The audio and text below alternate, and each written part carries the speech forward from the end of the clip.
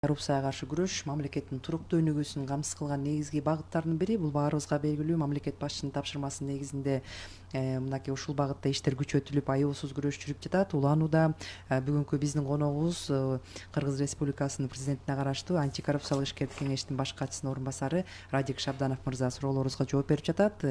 Бул багытта дагы атайын стратегиялык кадамдар жасалып, ар бир иш боюнча өзүнчө жүрүп жатканы белгиленди. Мына жакында ушул атайын анализ мониторинг ишинин да жыйынтыгы чыгарылат экен.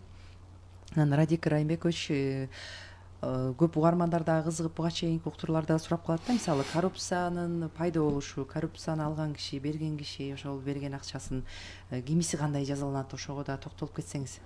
Азыр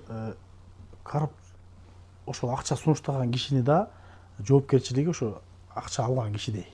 Бирдей. Бизде азыр жарандар билиш керек. Акча бергенде дача, взятки, получение взятки менен тең. Пара берүүчү да, пара алуучу да жазалары бир. Ошондуктан биз жарандарга ар дайым эскертип келебиз, сунуштап келебиз. Ошондой коррупциялык схемага аралашпаш керек. Барып ортомчу болуп акча бербеш керек. Анткени коррупциялык схеманын соучастник болуп калат. Ошон үчүн жарандарга айтпайбы, аралашпагыла. Баардыгы мыйзам чегинде болсун, баягыдай болуп башаламандык болуп, мен тигини тааныйм, мен муну тааныйм, мен муну бүтүрөм деп. Биз мисалы жарандык коомду бүгүнкү күндө мисалы мурда ого эле көп коомдук уюмдар болгон. Арыздарды карап, тергөөчү болуп кеткен көбү.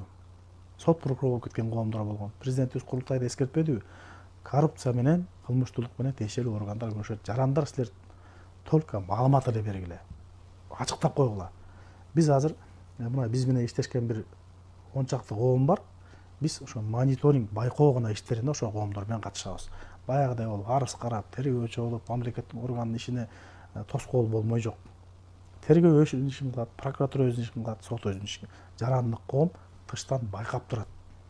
Анан биз менен кошулуп, мыйзамдуу кат түрүндө сунуштарын берет. Баягыдай көчөгө чыгып, ойду келди кыйкырмай жок.